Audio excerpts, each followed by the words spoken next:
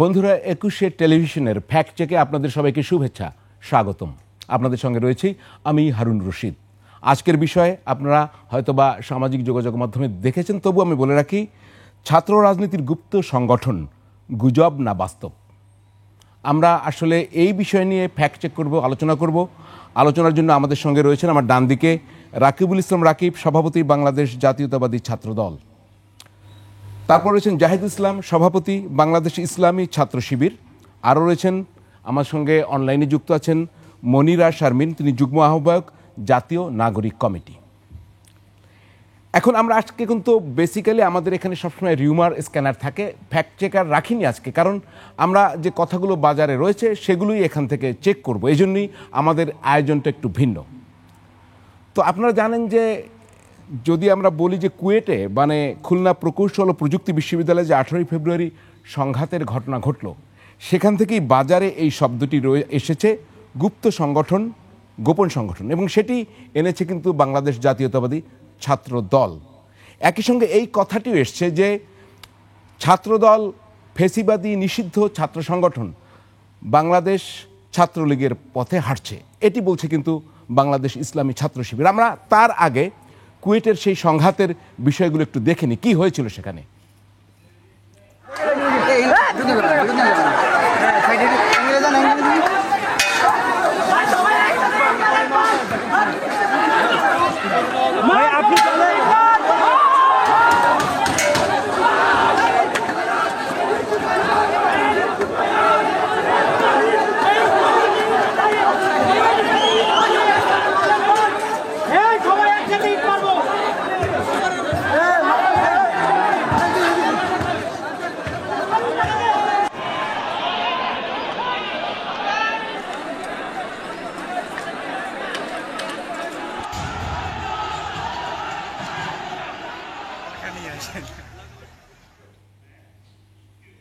দর্শক, আপনাদের একটু আপডেট জানিয়ে রাখি, আজকে থেকে কিন্তু কুয়েট অনির্দিষ্টকালের জন্য বন্ধ হয়ে গেছে।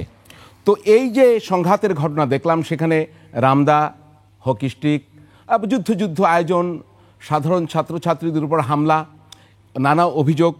তো প্রথম যে অভিযোগটি তুলেছে আমরা যে দেখেছি সেটি হচ্ছে ছাত্রদল। আপনারা বলছেন, আমি যদি রাকিবুল ইসলামের কাছে যাই, যে এখানে গুপ্ত সংগঠন হিসেবে, গোপন সংগঠন হিসেবে শিবিরকে একদম ইসলামী ছাত্র শিবিরের নাম আপনারা ক্যাটাগরিক্যালি বলেছেন।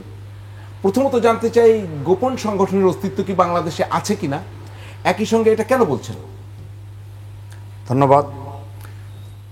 আমি আজকের এই 25শে ফেব্রুয়ারিতে বিডিআর বিদ্রোহে যে 57 জন বীর সেনা কর্মকর্তা শহীদ হয়েছে, তাদের আত্মার মাগফিরাত কামনা করছি। সেই সাথে পুঙ্খানুপুঙ্খ বিচার দাবি করছি, এবং সেই বিচার প্রক্রিয়া যেন অচিরেই শুরু হয় সেই আশাবাদ ব্যক্ত করছি। আমি আজকে আসার আগে ভেবেছিলাম যে বাংলাদেশের বর্তমান যে পরিস্থিতি, বিশেষ করে আইন শৃঙ্খলা যে অবনতি ঘটেছে, এবং আমাদের ছিনতাই বলেন, এবং সবচেয়ে যে দুঃখজনক যে বিষয়টা ধর্ষণের মতো ঘটনা, যেগুলো সারা বাংলাদেশের মানুষ ক্ষোভে, এবং আমরা এই বিষয়ে খুবই সচেতন রয়েছি, এবং আমরা আমাদের পক্ষ থেকে চেষ্টা করছি যে যারা এগুলোর সাথে জড়িত, এই সমাজের কিছু নিকৃষ্ট প্রাণী বলা চলে, তাদেরকে দমন করার জন্য আমরা সাংগঠনিকভাবে এই প্রেক্ষাপটে আমি চাই না কোনো রেশারেশিমূলক কোনো বক্তব্য রাখতে, এবং আমি চাচ্ছিলাম না যে আজকের এই পর্যায়েও এসেও দেশের সমস্যাকে এক পাশে রেখে আমরা বিভেদমূলক কোনো বক্তব্য রাখি এগুলো। কিন্তু তারপরও আমি চাই যে যেহেতু রাজনীতি একটা চলমান প্রক্রিয়া, এখানে আপনি সবসময় সব কিছু ফেস করতে হবে, এবং সঠিক বক্তব্য রেখে আপনার স্টেটমেন্টগুলো সবসময় স্পষ্ট হতে হবে। তো যেহেতু আপনি এই বিষয়টি অবতারণা করেছেন, সেজন্য আমি বলছি, কুয়েটের যে ঘটনাটি দেখেন, সেখানে এলাকাবাসীর সঙ্গে কিছু নেতাকর্মীদের আমরা দেখেছি যাদের সরাসরি হামলায় সহযোগিতা হিসেবে ভূমিকা পালন করেছে। সেজন্য দেখেন যুব দলের একজনকে কিন্তু আমরা পার্টি থেকে বহিষ্কার করেছি। শুধু তাই নয়, আমরা ছাত্র দলের আরও আমাদের জেলা পর্যায়ে যারা ছিল তাদেরকে আমরা অবগত করেছি, জেলা এবং মহানগর ছাত্র দলকে, খুলনা জেলা ও মহানগর ছাত্র দলকে, যে তারা যেন আমাদেরকে পথধারী কাউকে পেলে যেন অবশ্যই যেন এই করে আমরা তার বিরুদ্ধে অবশ্যই সাংগঠনিক কমিটি নিয়ে আমাদের ওখানে আবার আমাদের কমিটিটা আমরা বিলুপ্ত করেছি, অচিরে আবার কমিটি দেব। সাবেক পদ থাকলেও আমরা তাকে তো সাংগঠনিক থেকে রাখবই, কারণ এই ধরনের অস্ত্র প্রদর্শন করে হামলা করে ছাত্রদলের কোনো লাভ নেই। এবং আমরা সেই ধরনের রাজনীতিতে দেখেন 7 মাসে পুরো বাংলাদেশে এরকম কোনো ঘটনা ঘটেনি যেটি কুয়েটের ক্ষেত্রে অনাকাঙ্ক্ষিতভাবে এলাকাবাসীর সাথে এসে যোগদান করেছে। তো আমরা আমাদের ব্যবস্থা নিয়েছি এবং সামনেও আমরা সে বিষয়ে সোচ্চার রয়েছে। কিন্তু ঘটনার যে সূচনা লগ্নে যে হামলার ফুটেজটি স্পষ্টভাবে যে বৈষম্যবিরোধী ছাত্র আন্দোলনের যারা সাবেক কমিটি নেতৃবৃন্দ এবং আমরা ধারণা করছি শিবিরেরও নেতৃবৃন্দ রয়েছে সেখানে, তারা সম্মিলিতভাবে ওই 5-7 জন ছাত্রদলের নেতা কর্মীর ওদের কর্মী, আমাদের তো নেতা না, কর্মীর উপর যেভাবে হামলা করলো, সামাজিক যোগাযোগ মাধ্যমে সয়লাভ হয়েছে এবং জেনারেল স্টুডেন্টরাও দেখেছে যে না আসলে সূচনাটা এখানেই হয়েছে। আমরা কি তাদের কোনো স্টেটমেন্ট পেয়েছি বৈষম্যবিরোধী ছাত্র আন্দোলন কিংবা শিবিরের সামান্যতম পাইনি। আপনি দেখেন আমাদের শ্রীপুরে একটা ঘটনা ঘটেছে, এক যুবদলের নেতা প্রকাশ্য অস্ত্র উঁচিয়ে সে চাঁদাবাজি করছে, তার বিরুদ্ধে শুধু শাস্তিমূলক ব্যবস্থা বহিষ্কার করে ক্ষান্ত হয়নি, মামলা করেছে। আমি আরেকটি ঘটনা ছাত্রদলের এতক্ষণ আমি পার্টি আমি একটু ফ্রিজ থাকতে চাচ্ছি যে আপনি বলছিলেন ধারণা করেন শিবির, ধারণাটা কোত্থেকে এলো? মানে তারা যদি এটা আপনি যদি দেখিয়ে দিতে পারতেন তাহলেই না স্টেটমেন্টের কোশ্চেন আসতো। আপনি ধারণা করেন কিভাবে? হ্যাঁ, গুড। আমি তাহলে বলছি কিভাবে ধারণা করি। আপনি দেখেন তিতুমির কলেজে জুলাই আগস্টের পরবর্তী আগস্ট মাসে একটি ছেলে, আমি নামটা উল্লেখ করতে চাচ্ছি না, তিতুমির কলেজের ছাত্র শিবিরের রানিং জেনারেল সেক্রেটারি, সেই জেনারেল সেক্রেটারি তিতুমির কলেজ ছাত্র শিবিরের রানিং জেনারেল সেক্রেটারির নেতৃত্বে আগস্ট মাস পুরোটা যে ক্যাম্পাসে পলিটিক্স থাকা চলবে না, সেই আন্দোলনের নেতৃত্ব দিয়েছে এই ছেলেটা। যদিও সে, আমি নামটা এই মুহূর্তে ভুলে গিয়েছি, আমি বলছি তিতুমির কলেজ ছাত্র শিবিরের রানিং জেনারেল সেক্রেটারি। তো সে পুরো আগস্ট মাস জুড়েই সেই আন্দোলনটা করেছে যে এই ক্যাম্পাসে রাজনীতি থাকা চলবে না তিতুমির কলেজে, এবং তার পরবর্তীতে সেই ভূমিকা রেখেছে। যদিও সেখানে ওরকম তার ফলোয়ার্স নেই কিংবা করতে পারেনি। পরবর্তীতে এই কিছুদিন আগে শিবিরের কমিটি হয়েছে, সেখানে তাকে ছাত্র শিবিরের জেনারেল সেক্রেটারি হিসেবে রাখা হয়েছে। যদিও তিতুমির কলেজে কিন্তু একদম 2 সদস্য মনে কমিটি তারা দিয়েছে, আর বাকিগুলো কেউ জানে না। ঢাকা বিশ্ববিদ্যালয়ে কিন্তু সেম ঘটনা, যারা এই ধরনের কর্মকাণ্ডে গোপনে লিপ্ত ছিল তারা পরবর্তী দেখা যাচ্ছে শিবির মাত্র 15 সদস্য কমিটি দেয়, সেখানেও 4-5 জনকে আমরা সেই ভূমিকা অবতীর্ণ হতে দেখি। একটু মানে আপনি কি বলতে চাচ্ছেন যে আগে গুপ্ত থেকে এখন প্রকাশ্য হচ্ছে? না, প্রকাশ্যে হলেও তো আপনি 2 জন 5 জন 7 জন, গুপ্ত তো গুপ্তই থেকে গেছে। 5 জন কি তাদের নেতাকর্মী? তারা বলুক যে আমার ঢাকা বিশ্ববিদ্যালয়ে 15 জন, তারা বলুক তিতুমির কলেজে আমার 2 জন নেতাকর্মী, তারা বলুক, তাহলে আমরা মেনে নেবো যে ঠিক আছে তিতুমির কলেজে তাদের মাত্র 2 জন কিংবা 5 জন নেতাকর্মী। জগন্নাথ বিশ্ববিদ্যালয়ে 5-7 জন তাদের নেতাকর্মী, তারা বলুক যে আমাদের তার বাইরে কেউ করলে সংগঠন কোনো দায়িত্ব নেই, এটা স্পষ্টভাবে বার্তা দেখ। তো আমি চাচ্ছি প্লিজ, আমি আসলে বার্গেনিং না, আপনি যে প্রশ্নটা করেছেন এই আলোকে আমি সাবলীলভাবে তাকে চাচ্ছি। এবং শুধু তাই না, আমি শুরুতে একটি বিষয় স্পষ্ট করে দিই, আমরা চাই ছাত্র শিবির সহ বাংলাদেশে যত ছাত্র সংগঠন রয়েছে সবাই যার যার আদর্শ নিয়ে রাজনীতি করবে। আমাদের মধ্যে কোনো হানাহানি ভেদাভেদ থাকবে না। সামান্য পরিমাণ যদি থেকে থাকে আমরা শীর্ষ পর্যায়ে সংশোধন করব, কিন্তু এটির মূল বাধাটা হলো এই অপ্রকাশ্য রাজনীতি, যেটা আমরা সন্দেহ করি। জি জি আসবো। জাহিদুল ইসলাম উনি কিন্তু বলার চেষ্টা করেছেন ছাত্র শিবিরের কিছু কিছু ওপেন হচ্ছে, বাকিগুলো গোপনে থাকছে। উনি কিন্তু কুয়েটের ঘটনায় বলছে সেখানে ছাত্র শিবির ওখানে মিশে গেছে। আপনার কি জবাব? আপনি ওনাকে কি একমত হবেন না কাউন্টার বক্তব্য দেবেন? জি, আপনাকে ধন্যবাদ জানাচ্ছি। আমি শুরুতেই আজকে 25শে ফেব্রুয়ারি 2009 সালে যারা পিলখানা ট্র্যাজেডিতে হত্যাকাণ্ডের শিকার হয়েছে, আমি তাদের জন্য দোয়া করছি আল্লাহ যেন তাদেরকে শহীদ হিসেবে কবুল করেন, এবং তাদের এই হত্যাকাণ্ডের সুষ্ঠু তদন্ত এবং বিচার প্রত্যাশা করছি। তো শুরুতে রাকিব ভাইকে খুব মন থেকে ধন্যবাদ দিব এবং ভালোবাসা জানাবো, শ্রদ্ধা জানাবো, সবই জানাবো যে উনি ভেদাভেদ ভুলে গিয়ে আমাদেরকে ঐক্যের বিষয়টা নিয়ে এসেছেন সামনে। তা আমরা সেখান থেকে শুরু করতে চাই, যেটা ছাত্র শিবির 5ই আগস্টের পরে তার বক্তব্য বিবৃতি থেকে শুরু করে প্রত্যেকটি জায়গায় আমাদের যতগুলো সমাবেশ হয়েছে সেখানেও আমরা এই কথাগুলো বলার চেষ্টা করেছি যে ঐক্য আমাদেরকে ধরে রাখতে হবে। কারণ জুলাই আগস্টটাই ছিল ঐক্যের স্পিরিটের উপর দিয়ে এই আন্দোলনটা হয়েছে, এবং এই কারণে ফ্যাসিবাদকে দমন করা বা ফ্যাসিবাদকে এখান থেকে নির্মূল করা সম্ভব হয়েছে। কিন্তু আমাদের সামনে জার্নিটা এখনও অনেক বড়। আমরা যদি মনে করি 5ই আগস্ট মানেই বাংলাদেশ তার সব কিছু অর্জন করে ফেলেছে, তাহলে এটা আমাদের রাজনৈতিক দূরদর্শিতার অভাব বলবো, অথবা আমাদের জাতিগতভাবে এটা আমাদের জন্য দুর্ভাগ্য বলবো। তো সে জায়গা থেকে আমি ঐক্যের প্রশ্নটার জন্য রাকিব ভাইকে আবারও ধন্যবাদ জানাচ্ছি এবং সেদিকে আমরা যেতে চাই। আমরা একটু যদি কুয়েট থেকে শুরু করতেন, যেখানে ছাত্রদল বলছে যে গোপন থেকে ওপেন হয়েছে বা এখনো গোপন আছে। জি, কুয়েটে ইতিপূর্বে আমাদের কমিটি ছিল সেখানে, এবং আপনি যদি সেখানকার খোঁজ খবরগুলো নেন, বিগত সময়ে আমাদের অনেক ভাইকে অনেক টর্চার করা হয়েছে এবং সেখান থেকে ছাত্র জীবন শেষ করতে পারেনি। ছাত্রলীগের সন্ত্রাসীদের দ্বারা হামলা শিকার হয়ে এরকম অনেকগুলো কেস রয়েছে। কিন্তু 5ই আগস্টের পরে 11ই আগস্ট সিন্ডিকেট মিটিংয়ে সেখানে সিদ্ধান্ত হয়েছিল যে কুয়েটে কোনো ধরনের ছাত্র রাজনীতি চলবে না। তো সেটা সেখানকার শিক্ষার্থীদের দাবির প্রেক্ষিতে বিশ্ববিদ্যালয়ের প্রশাসন সে সিদ্ধান্ত নিয়েছে।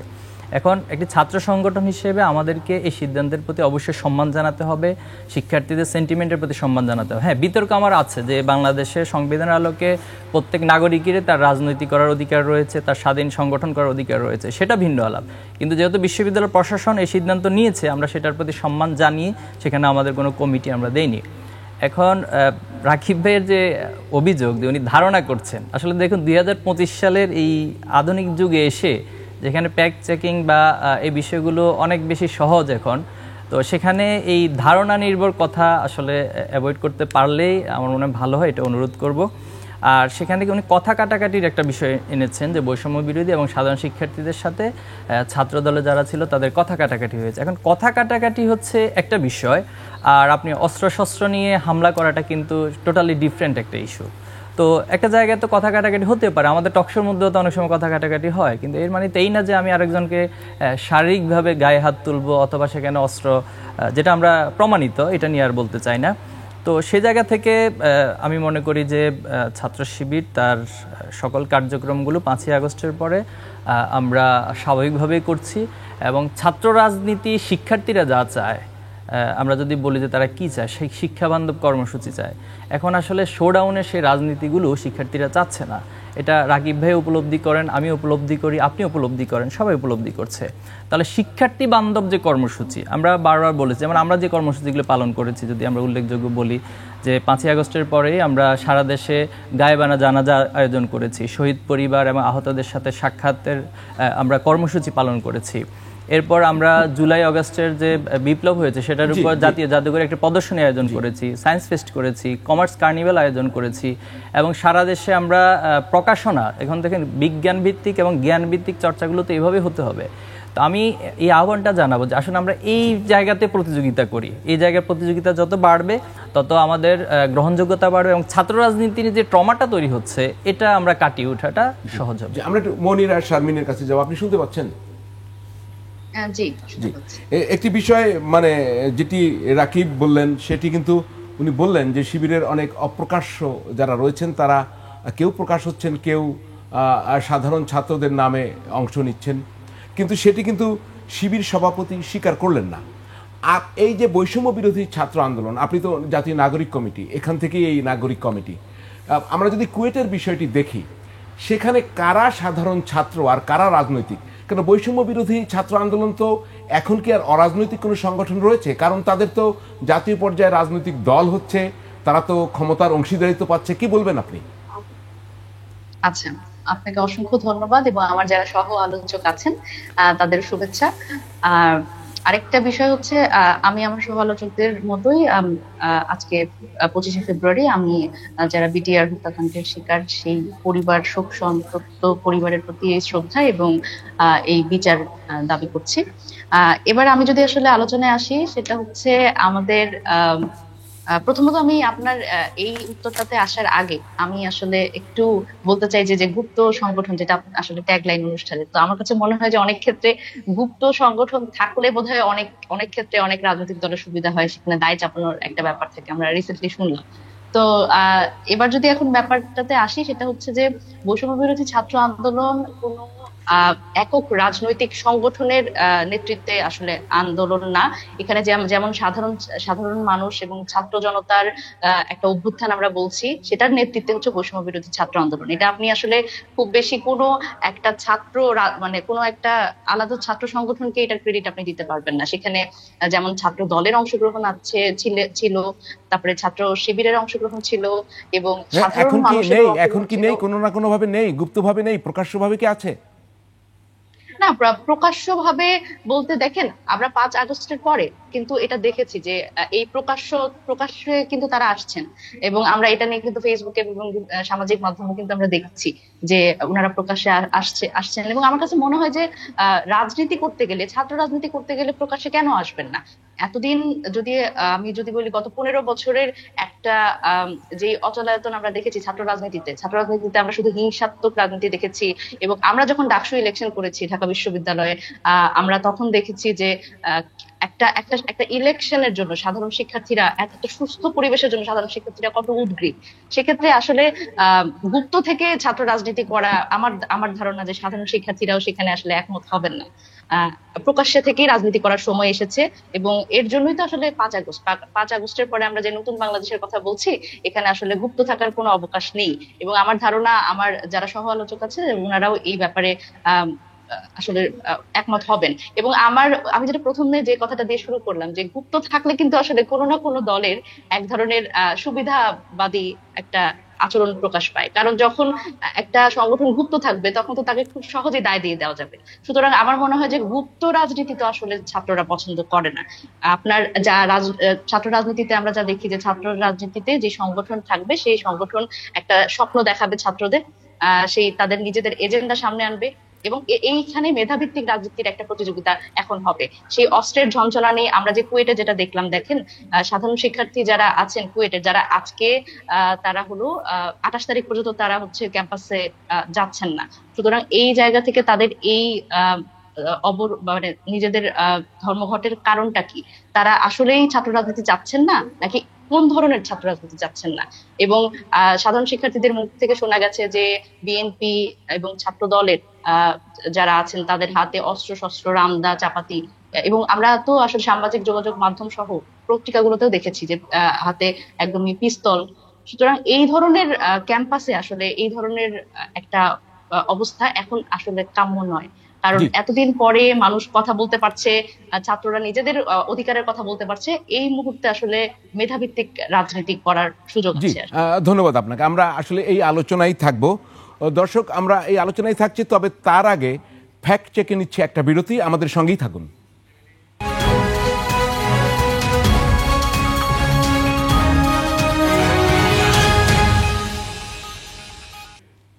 দর্শক, বিরতির পর আবার ফিরে এলাম ফ্যাক্ট চেক নিয়ে। আমাদের সঙ্গে থাকার জন্য আপনাদের অসংখ্য ধন্যবাদ। আমরা ওই যে আলোচনা করছিলাম সেই আলোচনায় যাব, তবে তার আগে আমরা সিলেট এমসি কলেজের একজন শিক্ষার্থীর ভিডিওটা একটু দেখে নিতে চাই। দেখানো সম্ভব হবে আশা করি। আমি একজন নাগরিক হিসেবে কি আমার কিন্তু একটা কোনো অধিকার দেখা নেই যে একটা মন্তব্য করার। আমি ওই ধরনের একটা মন্তব্য করছিলাম কমেন্টের মাঝে গিয়া, যে ফেসবুকে কমেন্টের মাঝে গিয়ে করছি যে আগর এরা আর বর্তমান এরার মধ্যে কোনো তফাৎ নাই, বুঝছেন ভাই? ও কমেন্টের উপরে তারা নির্ভর করে গিয়ে আমার অবস্থা খারাপ করলেন। এমসি কলেজ ক্যাম্পাসের ছাত্র শিবিরের নেতা কর্মী আপনারা আমার মারছে, নাজমুল, সাদমান, আপনার ইসমাইল, আরো আছে তারা ও ক্যাম্পাসেরও শিক্ষার্থী, যে ও ক্যাম্পাসের আমার জুনিয়র ভাই বেশিরভাগ তারা শিবির করে, যে সব জুনিয়র আমার তারা শিবির করে। মাথা থেকে লইয়া আমার মাথা থেকে লইয়া পাওয়া পর্যন্ত সারা আর ফুলা আছে, তো অবস্থা এবারে শেষ করতেন। এটা হলো সিলেটের যে এমসি কলেজ, তার শিক্ষার্থী মিজানুর রহমান। তিনি ফেসবুক স্ট্যাটাস দিয়েছিলেন 19শে ফেব্রুয়ারি। তিনি বলেছিলেন, গণতান্ত্রিক পরিবেশ সৃষ্টি হোক, গুপ্ত না থেকে ওপেন স্পেসে এসে রাজনীতি করুন। আপনাদের সবার এটা জানা। এটা নিয়ে ছাত্র রাজনীতির মাঠ বেশ উত্তপ্ত হয়েছে। আমি ছাত্র শিবিরের সভাপতিকেই বলছি, আপনি কি বলবেন এটা নিয়ে? কেননা এখানে কিন্তু রক কাটার চেষ্টার অভিযোগ করা হয়েছে, এবং এটি নিয়ে আপনাদের অবস্থানটা একটু জানতে চাই আমি। আপনাদের বিরুদ্ধে অভিযোগের তীর। জি, আপনাকে ধন্যবাদ জানাচ্ছি। প্রথমত হচ্ছে আমি দুঃখজনক বলবো যে 5ই আগস্টের পরে কোনো ধরনের ক্ল্যাশ সংঘর্ষ কোনোভাবেই কাম্য না আমাদের, আমি এই প্রত্যাশায় রাখবো। তবে এখানে ঘটনাটা যেটা ঘটেছে, যে আঞ্জুমানের একজন কর্মী ছিল, তালামিজ নাকি সম্ভবত, তো ওনাদের সাথে বিগত সময়ে ফ্যাসিস্ট যারা ছিলেন তাদের একটা রাজনৈতিক অ্যালায়েন্স ছিল, এবং সে ছাত্রলীগের কাছে বিভিন্ন তথ্য সরবরাহ করতে, এই জাতীয় বিষয়গুলো সেখানকার শিক্ষার্থী সহ অন্যরা অভিযোগ করেছেন। এবং এই ভিডিওটার পাশাপাশি আরও একজন ছাত্র আহত হয়েছে, যাদের ভিতরে তাদের কথা কাটাকাটি বা হাতাহাতির ঘটনাটা ঘটেছিল। তো আমি সেখান থেকে তথ্য উপাত্ত যতটুকু নিয়েছি, সেখানে তাদের ভিতরে মূলত কথা কাটাকাটি এবং ধাক্কাধাক্কির এক পর্যায়ে যিনি আহত হয়েছেন তিনি পায়ের হাঁটুর ঠিক নিচে এই অংশে ব্যথা পেয়েছেন, এবং সেখানে কিছুটা ওনার ব্লিডিং হয়েছেন। এবং রাতে 2 জন শিক্ষার্থীকেই হসপিটাল নেওয়া হয়েছে এবং 2 জনের ট্রিটমেন্ট নিয়েছেন। সম্ভবত সকালবেলায় রক কাটার একটা অভিযোগ এসেছে, এবং সেটা আমি দুঃখজনক বলবো যে আমাদের বন্ধুর প্রতি অভিযোগটা দুঃখজনক না বলছি, আমি দুঃখজনক বলবো হচ্ছে যে সকালবেলায় আমাদের বন্ধু প্রতিম ছাত্র দলের সেন্ট্রাল পেজ থেকে, ভেরিফাইড পেজ থেকে পোস্ট করা হচ্ছে যে রক কাটার চেষ্টা করা হয়েছে।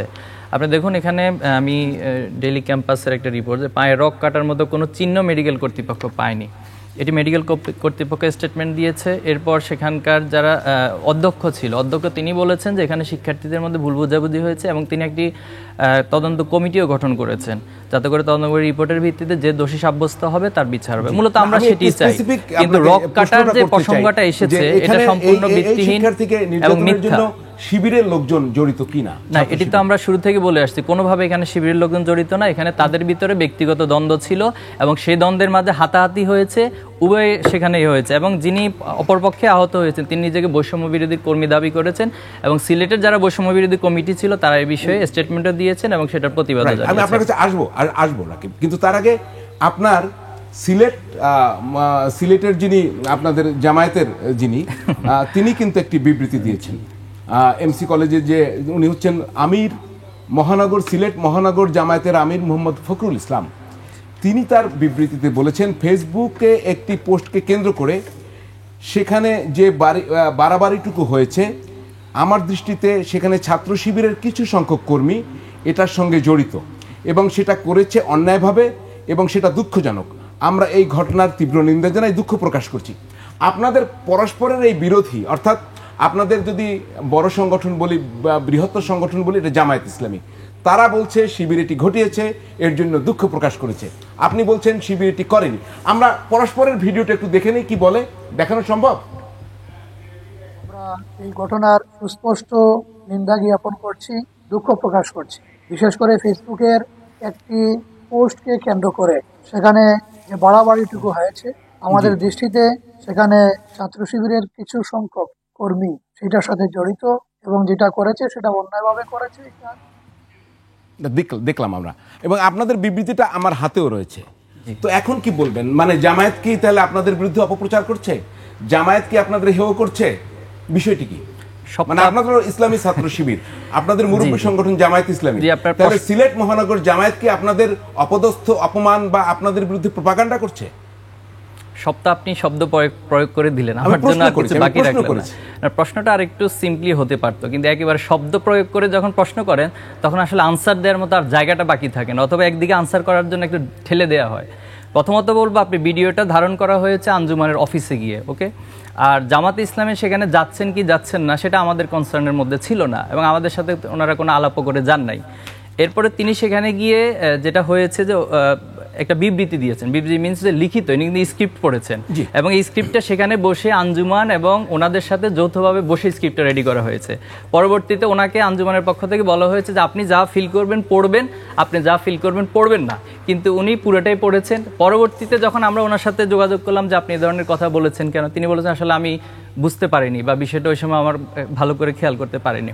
এজন্য রাতে আমরা বিবৃতি দিয়েছিলাম আমাদের সিলেট মহানগর, এবং এটা নিন্দা জানিয়েছি, প্রতিবাদ জানিয়েছি, এবং তার পরবর্তীতে তিনি আবার বিবৃতি দিয়েছে। আপনি চাইলে কিন্তু সেই বিবৃতিটা এখানে দেখাতে পারতেন যে ইনি আসলে সেখানকার ভুল বুঝাবুঝি অথবা মিস ইনফরমেশন ওনার কাছে গিয়েছে।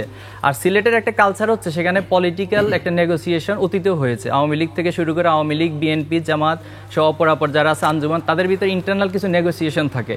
তারা চায় যে কোনো কিছু বাড়াবাড়ি না হোক, অর্থাৎ সামনে অগ্রসর না হোক, আমরা ইন্টারনালি সেটা সমাধান করি। মূলত এই সেন্টিমেন্ট থেকে তিনি গিয়েছেন, কিন্তু ছাত্র শিবিরের কোনো কনসার্ন সেটা ছিল না, এবং ছাত্র শিবির সেটা নিন্দা জানিয়েছে, প্রতিবাদ জানিয়েছে, এবং তিনিও তার যে বক্তব্য ছিল সেটা প্রত্যাহার করে নিয়েছে। আপনার বক্তব্য স্পষ্ট এবং আমি ক্লিয়ার হতে পেরেছি। রাকিব, আপনি যদি বলতেন বিষয়টি তাহলে কি হলো?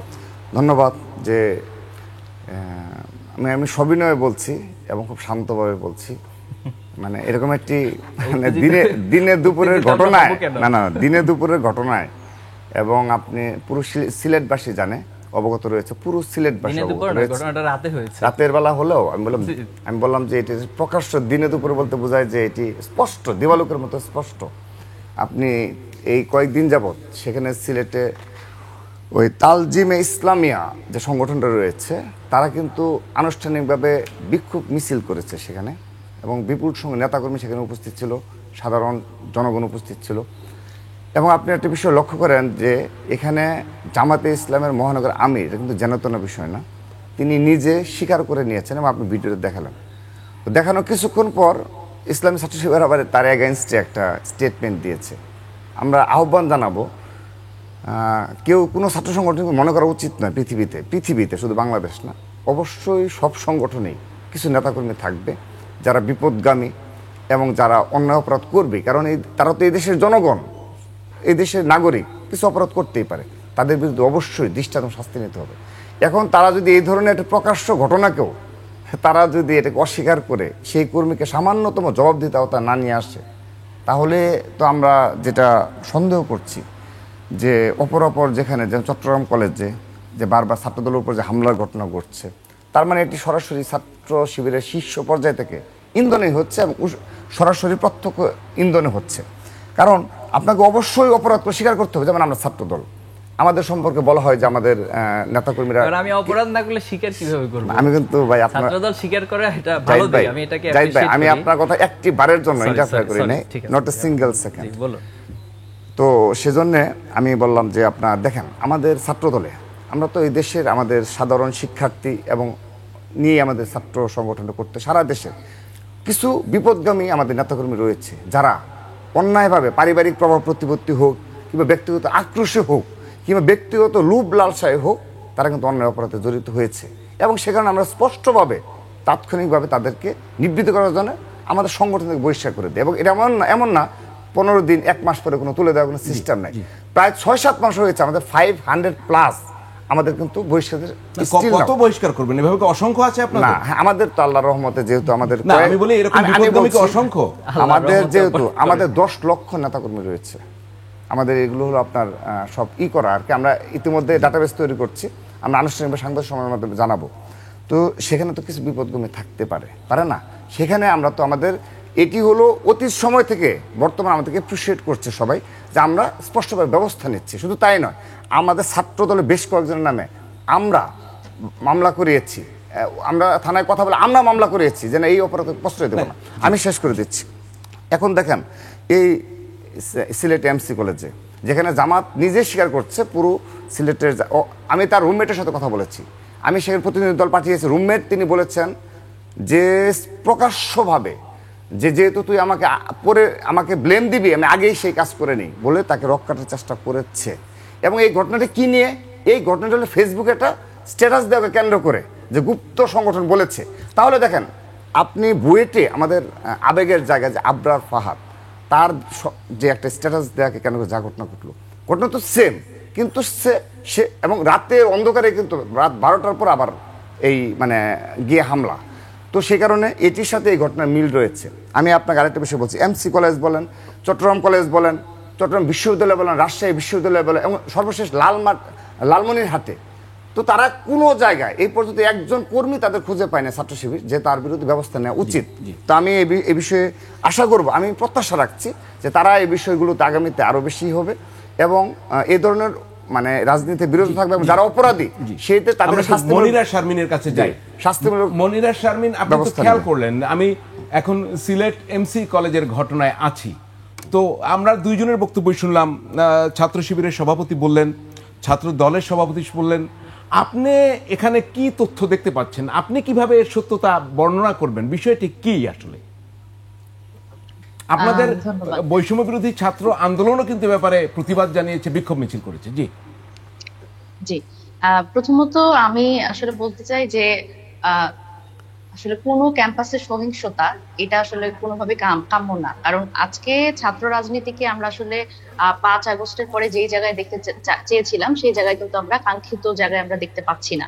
অথচ এইখানে আসলে যেই যেই ছাত্র সংগঠনগুলি আছে তারা কিন্তু তাদের কিন্তু এক ধরনের স্ট্রাগল আছে, এবং এই স্ট্রাগলটা কিন্তু আমি আমি বলবো এটা আমাদের সবার স্ট্রাগল। গত 15 বছরের যে স্ট্রাগলটা, এই স্ট্রাগলটা আমাদের সবার স্ট্রাগল। এটা আমাদের একটা নতুন রাজনৈতিক একটা বন্দোবস্ত, সেটা ক্যাম্পাসেও এবং জাতীয় রাজনীতিতে। এটা কিন্তু আমাদের এই 16 বছরের স্ট্রাগল।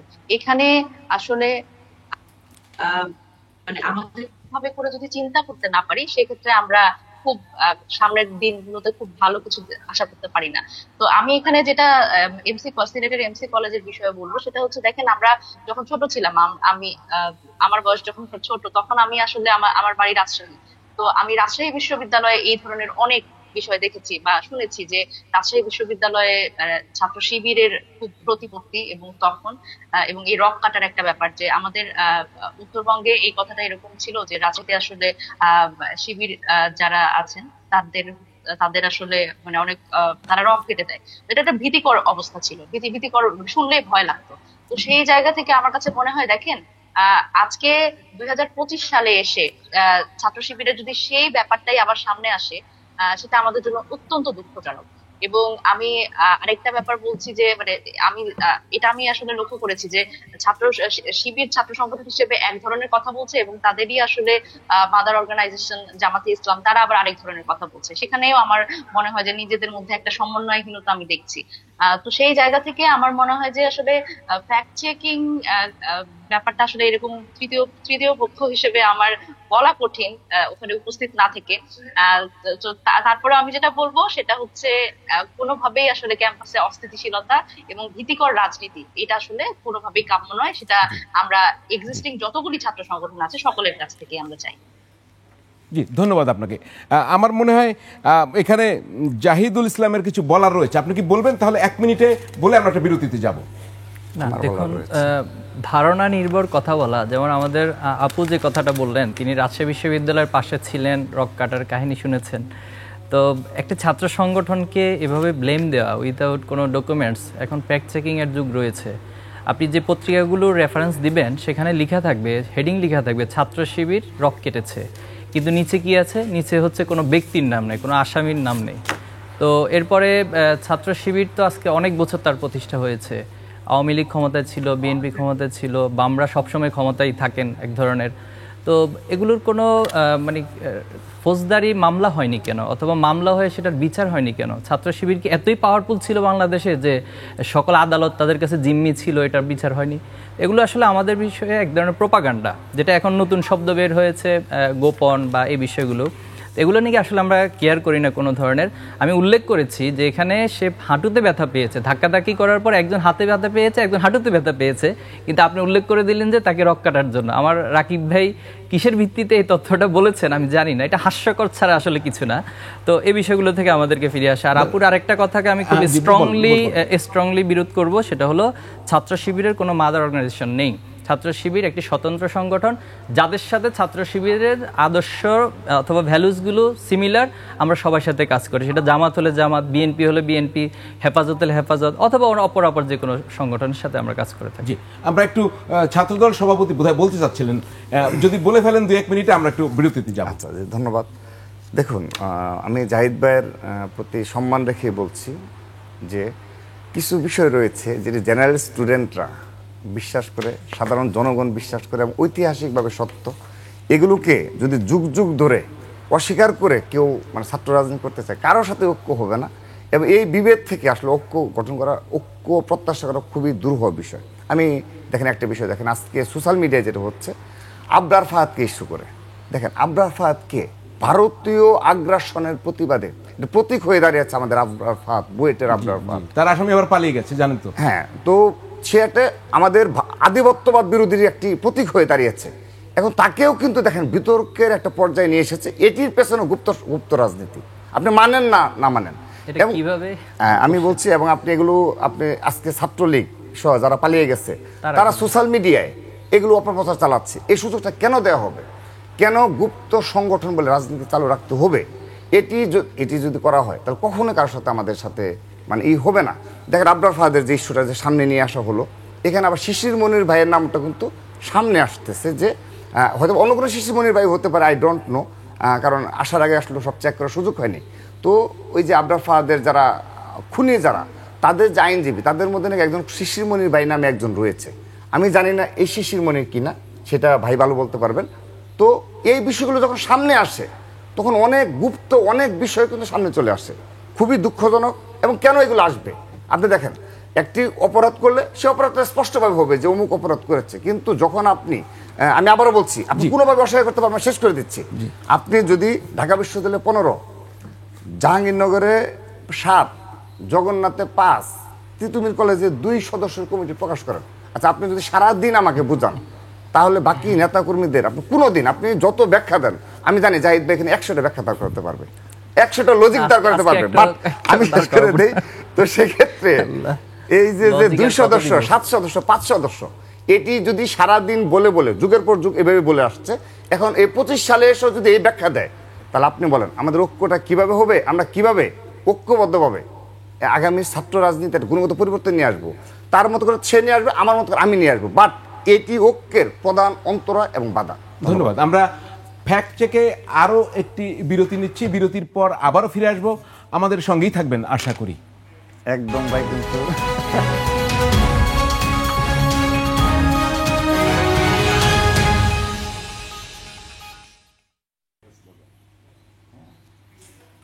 দর্শক, বিরতির পর আবারও ফিরে এলাম ফ্যাক্ট চেক নিয়ে, যে আমরা যেখানে আলোচনা করছিলাম গুপ্ত সংগঠন। আমরা মনিরা শারমিনের কাছে যেতে যাচ্ছি। আপনি কি আছেন আমাদের সঙ্গে? জি আছি। এই গুপ্ত প্রকাশ্য অপ্রকাশ্য এই কথা নিয়ে আলোচনা হচ্ছে মনিরা। আমি এই বিষয়ে আপনি বলবেন, যেটা বলেছেন তার সাথে যদি যোগ করছেন করবেন, তবে তার আগে একটি আমি কথা বলি। আমরা এর আগে এই যে নিষিদ্ধ ছাত্র সংগঠন ছাত্রলীগে হেলমেট বাহিনী দেখেছি, আমরা দেখেছি চাপাতি বাহিনী, ধরতেই পারেন। কিন্তু পরবর্তীতে আমরা জেনেছি সেখানে অনেকেই ছিলেন যারা পরে বৈষম্য বিরোধী আন্দোলনে যোগ দিয়েছেন, যখন তারা গুপ্ত সংগঠন থেকে প্রকাশ্যে সংগঠনে এসেছেন।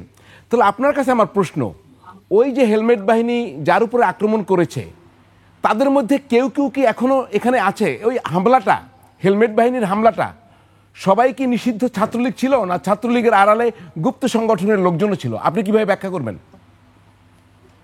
জি, দেখেন, আমি আসলে এটা একটু এভাবে দেখতে চাই যে আমরা যাদের এখন এই মুহূর্তে আমরা গুপ্ত সংগঠন বলতে যাদের বুঝাচ্ছি, আমরা আসলে তো একটা না, আমরা তো অপরাপর আসলে 2টা দলের কথা শুনছি বিভিন্ন জায়গা থেকে। যেমন আমি যদি বলি যে ছাত্র শিবির বলছে ছাত্র দলের কথা, আজকে বলেছে, আবার ছাত্র দল বলছে ছাত্র শিবিরের কথা। এখন দেখেন, গত 15 বছরের যে একটা জার্নি, যেখানে হচ্ছে আসলে কোনো ছাত্র সংগঠনই তাদের নিজেদের আসলে ভিন্ন মত প্রকাশ করতে পারেনি। ছাত্রলীগের সাথে আসলে সহাবস্থান যেটাকে বলে ক্যাম্পাসে, সেটা কখনোই ছিল না।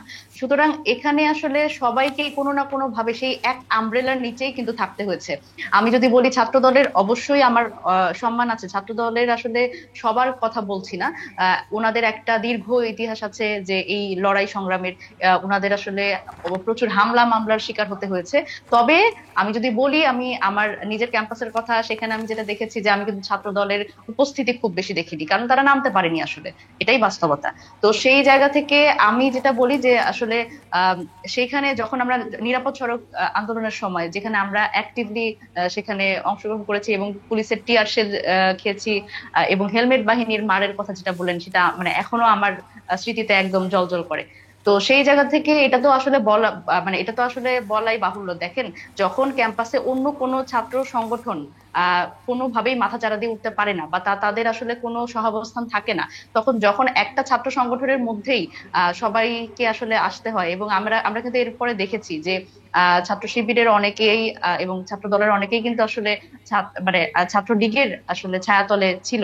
এবং এখনকার বাস্তবতা দেখবেন যে বিভিন্ন জায়গায় যখন আমরা এই ডেভিল হান্টের মতো একটা পরিস্থিতি দেখছি, তখনও কিন্তু দেখবেন যে ছাত্র দলের যারা আছে তাদের সাথে ছাত্রলীগের এবং মানে আমাদের যে আমরা আওয়ামী লীগের যে ছাত্র সংগঠন এবং সন্ত্রাসী বাহিনীর কথা বলছি, তাদের সাথে একটা লিয়াজোর রাজনীতি চলছে। তাদের সাথে কিন্তু সাথে ভালো একটু টাকা পয়সা দিয়ে কিন্তু তারা বেল নিচ্ছে বা জামিনের প্রক্রিয়াতে, এবং আমরা কিন্তু এটা পত্রিকায় দেখেছি যে তারা কিন্তু সহযোগিতা করছে পুলিশের কাছ থেকে ছাড়িয়ে আনতে। সুতরাং তাদের মধ্যে তো এক ধরনের একটা সমঝোতার রাজনীতি তখন ছিল ক্যাম্পাসে গত 15 বছর, এটাই আমরা দেখেছি। আমরা যারা আসলে পুরোপুরি মার খেয়েছি তখন আমরা কিন্তু এটা দেখেছি। তো সুতরাং এটা কিন্তু খুব বেশি ডিনাই করার উপায় নাই যে আসলে ওই ছাত্রলীগের মধ্যে অন্য গুপ্ত সংগঠনগুলো আসলে ছিল, এটা ডিনাই করার আসলে কোনো উপায় নেই। জি জি, আপনি বলতে চাচ্ছিলেন কিছু ছাত্রদলের সভাপতি বলার পরে আমার প্রশ্ন আছে। যে ধন্যবাদ, সংক্ষেপে বলেন। ওকে, খুবই সংক্ষেপে বলছি। আমাদের প্রায় লিস্টেড প্রায় 10 লক্ষ নেতাকর্মী প্রকাশ্যভাবে সংগঠন করার পরও কেউ যদি সন্দেহ করে অপ্রকাশ্যভাবে আরও নেতাকর্মী রয়েছে, আমি এপ্রিসিয়েট করছি যে আমাদের তাহলে তো পুরো বাংলাদেশটাই তাহলে একমাত্র ছাত্র সংগঠন আমরা, যে 10 লক্ষ হলো আমাদের কমিটি কেন্দ্রিক আর কি, যে ওয়ার্ড পর্যন্ত আমাদের কমিটি রয়েছে, আমরা এটা হিসাব করেছি। তারপরে যদি এই 10 লক্ষের পর কেউ যদি মনে করে থাকে আমাদের গুপ্তভাবে আরো কেউ অভিযোগ করে থাকে, আমরা সম্মানের সহিত বলি, এতে আমরা খুশি হব। ধরেই আমি ছাত্র শিবির সভাপতির কাছে একটা প্রশ্ন করতে চাই। আপনি বলছিলেন, আমি প্রায় শেষ করে দিচ্ছি। আরেকটি বিষয়, এই মনির আপু যে কথাটি বলেছেন খুবই অবজেকশনেবল, যে হয়তোবা তিনি মানে যে জায়গা থেকে বলেছেন আমি তার প্রতি সম্মান রেখে বলছি। খুবই দুঃখজনক যেখানে বর্তমানে আমাদের প্রফেসর ডক্টর ইউনূস সাহেবের নেতৃত্বে আমাদের ছাত্র প্রতিনিধি রয়েছে 3 জন উপদেষ্টা হিসাবে, এবং আজকে আমরা অবগত হচ্ছে 28 তারিখে এই নাহিদ ইসলামের নেতৃত্বে নতুন একটা রাজনৈতিক দল আবির্ভূত হতে যাচ্ছে, এবং আমরা ছাত্র দলের পক্ষ থেকে ইতিমধ্যে আনুষ্ঠানিকভাবেই তার প্রতি আমরা অভিনন্দন জানিয়েছি, শুভকামনা জানিয়েছি। কিন্তু এই সর্বশেষ সময়গুলোতে সমন্বয়ক, এই বৈষম্য বিরোধী ছাত্র আন্দোলনের যারা নেতৃত্বে, এবং বিশেষ করে জাতীয় নাগরিক কমিটি সহ সারা দেশে যে কমিটিগুলো হচ্ছে, তাদের সাথে ছাত্রলীগের সাবেক নেতৃবৃন্দ এটা ওপেন, এবং তারা তো স্টেট বলেই যে আওয়ামী লীগের যে সকল জনপ্রতিনিধি যে নাকি যারা মানে তাদের ভাষায় আর কি সরাসরি হয়তো বা ভুটচুন না, তাদেরকে তারা নেবে, স্টেট সরাসরি বলছে। তারপরও বিনা কারণে ছাত্র দলের উপর একটা কথা বলে ফেলেন। আমি খুবই আপত্তি জানাচ্ছি এবং দুঃখ প্রকাশ করছি যে পরবর্তীতে দায়িত্বশীল জায়গা থেকে এই ধরনের মানে বক্তব্য প্লিজ রাখবেন না, দয়া করে। বিভ্রান্ত হয়। মধুর ক্যান্টিনে 23 তারিখে বাংলাদেশ ইসলামী ছাত্র শিবির একটি সংবাদ সম্মেলন করেছে। তো মধুর ক্যান্টিনের সংবাদ সম্মেলন তারা সেখানে তাদের মতামত তুলে ধরবে, এই প্রশ্নটি আপনাকে দিয়ে শুরু করা উচিত ছিল, তবে তাকেই বলবো। তো সেখানে ছাত্র দলের বাধে কেন আপনি একটু বলেন তো। আপনারা তো মানে একটু আগেই তো আমরা আপনি তো একটা স্বাধীন ছাত্র সংগঠন, তো মধুর ক্যান্টিনে আপনারা গেলেন, সংবাদ সম্মেলন করলেন, সাথে সাথে মধুর ক্যান্টিনে ছাত্র শিবিরের সংবাদ সম্মেলনের নিন্দা ও প্রতিবাদ বাংলাদেশ জাতীয়তাবাদী ছাত্র দল। আমি আসবো আপনার কাছে, কেন ওদের বাধে কেন ছাত্র দলের, বলেন তো একটু। জি, আপনাকে ধন্যবাদ। আসলে মজার বিষয় হলো যে এই প্রত্যেকটা জিনিসই এমন যে ঘটনা ঘটায় আরেকজন, কিন্তু উত্তরটা দিতে হয় ছাত্র শিবিরকে। এখন বিবৃতি দিয়েছে, বাধা দিয়েছে ছাত্র দল, উত্তর দিতে হবে ছাত্র শিবির। এটাই হলো ছাত্র শিবিরের বাস্তবতা। তো আমি একটু বলবো ভাই, এরপরে ওনার কাছ থেকে উত্তরটা শুনে আসি, এরপর আমি বলবো, তারপরেই রাকিব আপনার কেন আপনারা সেখানে আরো বলেছেন। আমি বলি, অপারেশন সার্চলাইট ও শহীদ মধুদার মতো অসংখ্য মানুষ শহীদ হওয়ার প্রেক্ষিতে শহীদ প্রেসিডেন্ট জিয়াউর রহমান বীরুত্তম মহান সাহিত্য ঘোষণা, কিন্তু ইসলামী ছাত্র শিবির নানাভাবে মহান মুক্তিযুদ্ধকে ভারতীয় ষড়যন্ত্র বলে বীর মুক্তিযোদ্ধাদের এবং বীর শহীদদের অবমাননা করেছে। মধুর ক্যান্টিনে ছাত্র শিবিরের উপস্থিতি মহান মুক্তিযুদ্ধের ইতিহাসকে কলঙ্কিত করবে। তাহলে তারা কেন মধুর ক্যান্টিনে যেতে পারবে না যদি গণতান্ত্রিক অবস্থাই হয়? আমরা কি আমাদের বিবৃতিতে কোথাও বলেছি যে যেতে পারবে না? তাদের অধিকার রয়েছে বাংলাদেশের সকল শিক্ষা প্রতিষ্ঠানে অবাধ বিচরণের, কিন্তু আমরা তো মহান মুক্তিযুদ্ধকে, স্বাধীনতা সংগ্রামকে ভুলে যেতে পারি না। এটি আমাদের ইতিহাসের দায় যে 1971 সালকে ভুলে যাওয়া যাবে না। সে কারণে সে সময়ে যাদের ইতিহাসে যাদের নিন্দাজনক, আপনি খুবই ইতিহাসে যারা খলনায়ক হিসেবে আবির্ভূত হয়েছে এবং ইতিহাসে তাদের সে ধরনের ভূমিকা লিপিবদ্ধ রয়েছে, সেগুলো তো আমাদের অস্বীকার করার সুযোগ নেই। সে কারণে মহান 25শে মার্চ কালো রাতে এই আমাদের এই মধুর ক্যান্টিন, যে মধুদাকে যেভাবে হত্যা করা হয়েছে, সেখানে দাঁড়িয়ে তারা যদি আগে তাদের ভূমিকাকে, যেমন ইসলামী ছাত্র শিবির একটা কথা বারবার বলে থাকে, একটু আগে বলেছে যে তারা জামাতে ইসলামের সাথে তাদের কোনো সম্পর্ক নেই, এটা বলে না যে মাদার সংগঠন জামাতে ইসলামী না, কিন্তু আপনি দেখবেন যে প্রতিটি তাদের যে কর্মসূচি সকল ক্ষেত্রে জামাতের আমির বলেন কিংবা জামাতের শীর্ষ পর্যায়ে শুধুমাত্র তাদেরকে দাওয়াত কিংবা প্রধান অতিথি করে করা হয় না। আপনি লক্ষ্য করে দেখবেন যে তাদের যে একটা ফিনান্সিয়াল একটা ব্যাকগ্রাউন্ড রয়েছে, যেটা আমরা সারা পুরো বাংলাদেশ এবং ছাত্র সমাজ অবগত রয়েছে, সেখানে কিন্তু জামাতে ইসলামী নেতাদের একটা প্রত্যক্ষ ভূমিকা রয়েছে ফিনান্সিয়াল সাপোর্টের ক্ষেত্রে শিবিরকে।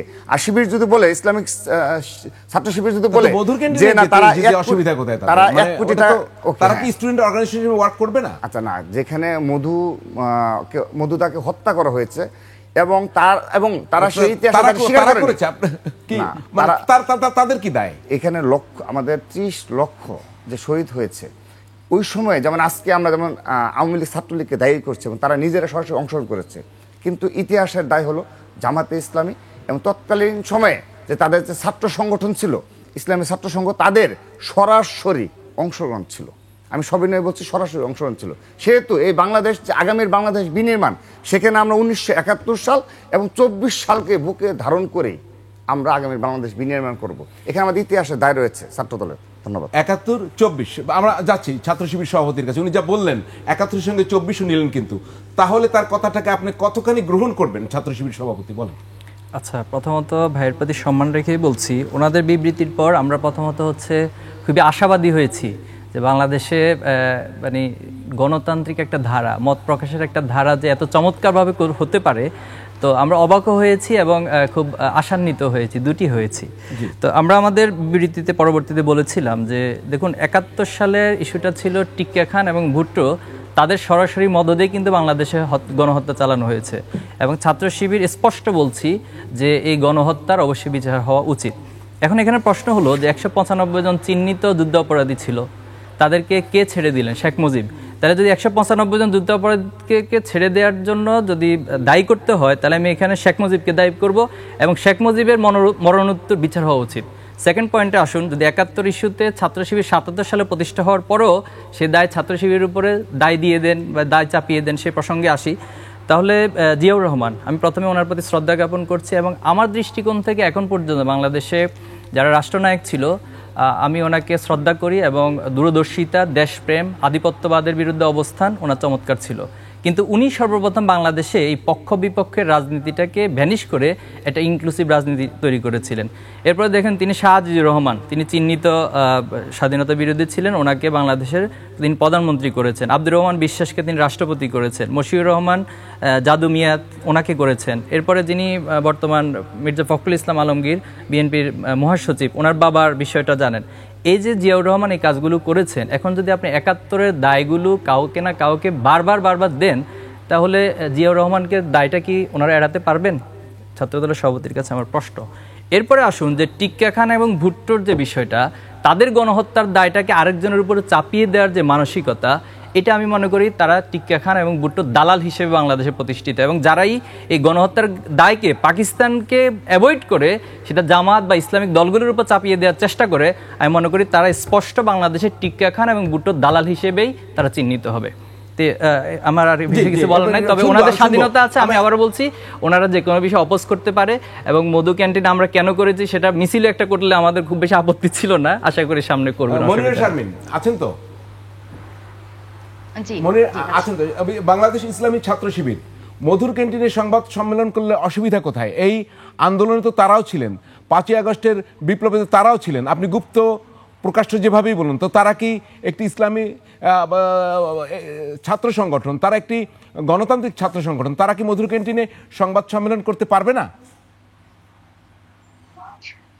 জি, আমি এই উত্তরে যাওয়ার আগে আমি একটু রাকিব ভাইয়ের ওই প্রশ্নের উত্তরটা দিয়ে আসি। যে উনি একটা কথা বলেছিলেন যে আসলেই আমাদের জাতীয় নাগরিক কমিটি আওয়ামী লীগ পুনর্বাসন করছে কিনা। দেখেন, আমরা যখন জাতীয় নাগরিক কমিটিটি গঠন করি তখন যেটা হয়েছে সেটা হচ্ছে আমরা বলছিলাম যে একটা ঐক্যের রাজনীতি আমরা করব। আমরা এই 5 আগস্টের যে ঐক্য, 5 আগস্ট পূর্ববর্তী যে আমরা 3 আগস্টে যে দেখেছি যে শহীদ মিনারে যে সবাই এক আমব্রেলা নিচে আছে এবং বৈষম্য বিরোধী ছাত্র আন্দোলনের নেতৃত্বে যেরকম সবাই দ্রুত শেষ করতে হবে, 1 মিনিট সময় দেবো আপনাকে মনিরা। জি জি, অবশ্যই অবশ্যই আমি শেষ করছি। তো সেক্ষেত্রে আমরা যে ঐক্যের রাজনীতির কথা বলেছি সেই ঐক্যের রাজনীতিতে আমরা হলো আওয়ামী লীগ কোনোভাবে পুনর্বাসন করার জন্য আসিনি এখানে। এবং এখানে হচ্ছে আমার মনে হয় যে আমরা হলো মানে বিএনপি বা হচ্ছে তার ছাত্র সংগঠন, ছাত্র দলকে আসলে অন্যান্য যত বিষয়ে আসলে যত আওয়াজ তুলতে দেখি, জীবন বাজি রেখে নির্বাচনের কথা বলতে দেখি, কিন্তু সেক্ষেত্রে কিন্তু আওয়ামী লীগের বিচার নিয়ে এত সরব কথা বলতে দেখি না। কিন্তু সেটা কিন্তু আমরা অব্যাহত রেখেছি, আওয়ামী লীগের বিচার এবং আওয়ামী লীগকে আসলে নিষিদ্ধ করার ক্ষেত্রে। তো এইখানে হচ্ছে আরেকটা কথা যেটা হচ্ছে মানে ছাত্র সংগঠন হিসেবে ছাত্র শিবির তারা আসলে মধুর ক্যান্টিনে এই কোনো সংবাদ সম্মেলন করতে পারে কিনা এই উত্তরে যেতে চাচ্ছি। সেটা হলো একটা গণতান্ত্রিক প্রক্রিয়া আমরা ঢুকেছি 5 আগস্টের পরে। আমাদের অবশ্যই প্রত্যেকটা ছাত্র সংগঠন যারা আছে তাদের গণতান্ত্রিক ভাবে তাদের হচ্ছে মত প্রকাশের স্বাধীনতা দিতে হবে। তারা একটা জায়গাতে যেতে পারবে না, এটা আসলে কেউ আসলে বাধা দিতে পারবে, কারণ এইটা কিন্তু ক্যাম্পাসে এর আগে আমরা দেখেছি ছাত্রলীগের কারণে অন্যান্য ছাত্র সংগঠন মধুর ক্যান্টিন দখল করে রেখেছিল ছাত্রলীগ, আমরা যেতে পারিনি। তো সেক্ষেত্রে আমার মনে হয় যে মধুর ক্যান্টিন একটা মত প্রকাশের জায়গা, জি রাজনৈতিক জায়গা, সেখানে আসলে সকলেরই যাওয়ার স্পষ্ট, খুব স্পষ্ট। ধন্যবাদ মনিরা শারমিন, যুগ্ম আহ্বায়ক জাতীয় নাগরিক কমিটি। ধন্যবাদ রাকিবুল ইসলাম রাকিব। আমরা সময় দিতে পারছি না, সভাপতি বাংলাদেশ জাতীয়তাবাদী ছাত্র দল, এবং জাহিদুল ইসলাম, সভাপতি বাংলাদেশ ইসলামী ছাত্র শিবির। দর্শক, ফ্যাক্ট চেকে আজকে বিদায় নিচ্ছি। প্রতি মঙ্গলবার রাত 10টায় ফ্যাক্ট চেক লাইভ অনুষ্ঠিত হয়। আগামী মঙ্গলবার আপনাদের সঙ্গে আবারও দেখা হবে। শুভেচ্ছা সবাইকে, নিরন্তর ঝর্ণাধারায়। সবাই ভালো থাকবেন।